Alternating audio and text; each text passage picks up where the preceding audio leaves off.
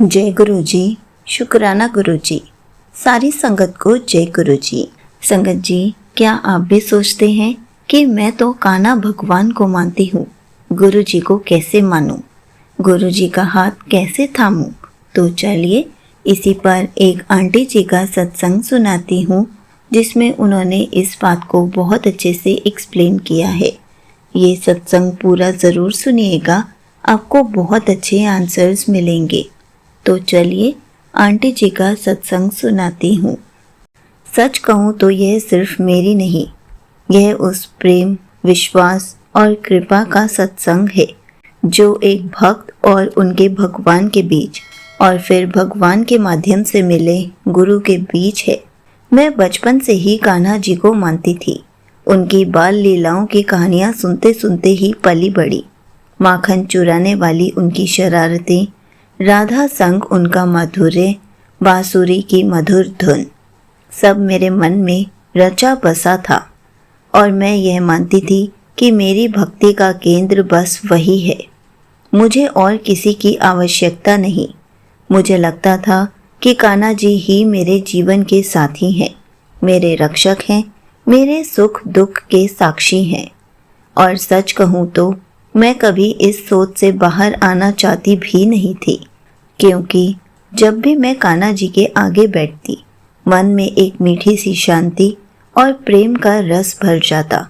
परंतु जीवन में कई ऐसे मोड़ आए जब मैंने महसूस किया कि जैसे कोई अदृश्य शक्ति है जो मुझे आगे बढ़ा रही है, मेरी रक्षा कर रही है, पर मैं उसे सिर्फ कान्हा जी का आशीर्वाद मानती रही।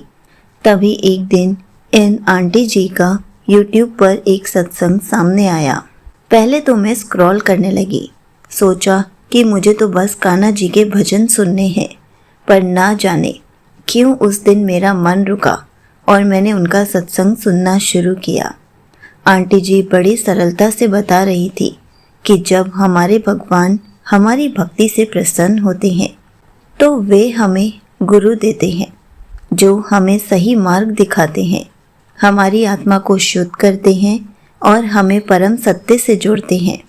उन्होंने यह भी कहा कि सच्चा गुरु वह है जिसमें सभी देवी देवताओं का स्वरूप समाया हो और जो केवल हमें भगवान तक पहुंचाने के लिए आया हो। पहले तो मैं यह सुनकर सोच में पड़ गई कि यह सच हो सकता है, क्योंकि मैंने तो हमेशा सुना था कि भगवान ही सब कुछ है, फिर गुरु की आवश्यकता क्यों। पर आंटी जी ने एक उदाहरण दिया जिसने मेरे दिल को छू लिया।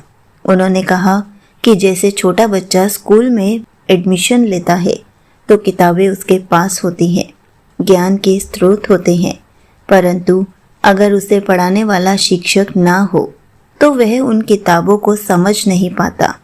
वैसे ही भगवान हमारे जीवन में है, पर हमें उन्हें सही से जानने और उनके मार्ग पर चलने के लिए गुरु की आवश्यकता होती है। यह सुनकर मेरा मन एकदम शांत हो गया, जैसे किसी ने भीतर के वर्षों पुराने प्रश्न का उत्तर दे दिया हो। फिर आंटी जी ने गुरु जी के बारे में बताया कि गुरु जी कोई साधारण नहीं है, बल्कि उनमें सारे देवी देवताओं के स्वरूप हैं। वे सभी रूपों में अपनी संगत को दर्शन देते हैं ताकि हर संगत अपने विश्वास के अनुसार उनसे जुड़ने का अवसर पा सके।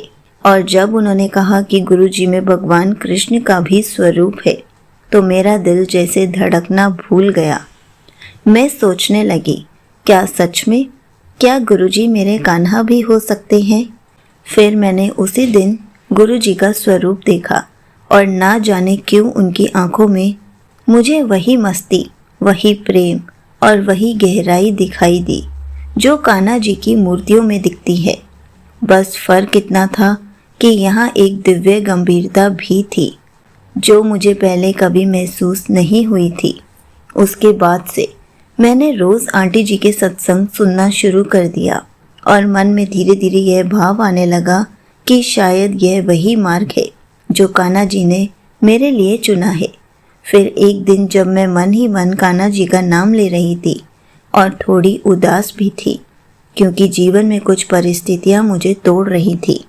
मैं अपने कमरे में अकेले बैठी थी आंखें बंद थी तभी मुझे लगा जैसे कोई मेरे पास आकर खड़ा हो गया हो और अचानक कमरे में एक अद्भुत सी महक फैल गई। यह महक वैसी थी जैसे फूलों या अगरबत्ती की होती है।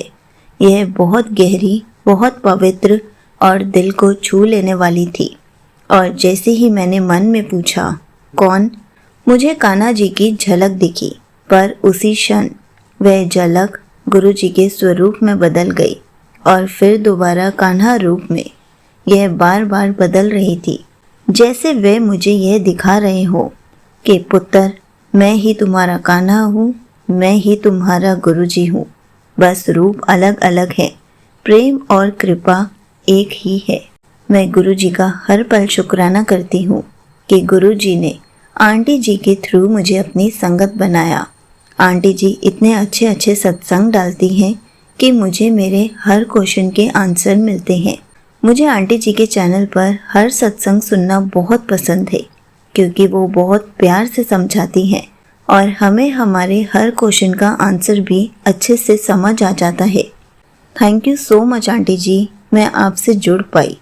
मैं आपका और गुरु जी का जितना शुक्राना करूं उतना कम है क्योंकि आप रोज़ अपनी मधुर आवाज़ में अपना सत्संग सुनाते हो, हम सबके सत्संग सुनते हो, उसके बाद उस सत्संग को हमें अच्छे से समझाते हो। अगर आप नहीं होते तो मैं गुरु जी से कैसे जुड़ पाती, क्योंकि सबसे पहले मैंने आपका ही सत्संग सुना था और मैं आपके सत्संग भी रोज़ सुनती हूँ। यहीं पर आंटी जी का सत्संग समाप्त होता है। संगत जी, देखा आपने, सच्चा गुरु वही है जिसमें सभी देवी देवताओं के स्वरूप हो। जब भगवान हमारी भक्ति से प्रसन्न होते हैं तो वे हमें गुरु के रूप में स्वयं अपने साक्षात दर्शन कराते हैं। गुरु जी हमारा खुद हाथ थाम लेते हैं।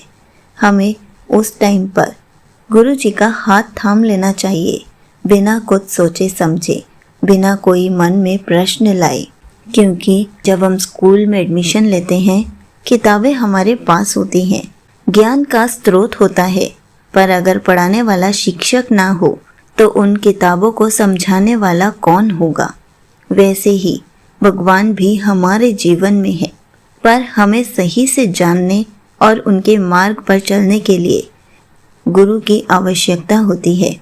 तभी तो गुरु जी हमारा हाथ थामते हैं ताकि हमें सही मार्ग पर लेकर जा सके, हमारे हर पल साथ रह सके, हमें अपनी प्रेजेंस फील करा सके, हमारी लाइफ में ढेर सारे मिरेकल्स कर सके।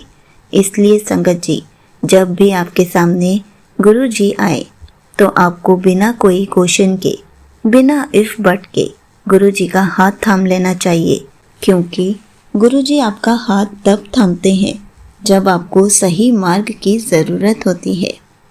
गुरु जी आपको अपने दर्शन भी देते हैं। हमें तो हर पल गुरु जी का शुक्राना करना चाहिए क्योंकि गुरु जी हर पल हमारे साथ रहते हैं। जय गुरु जी, शुक्राना गुरु जी।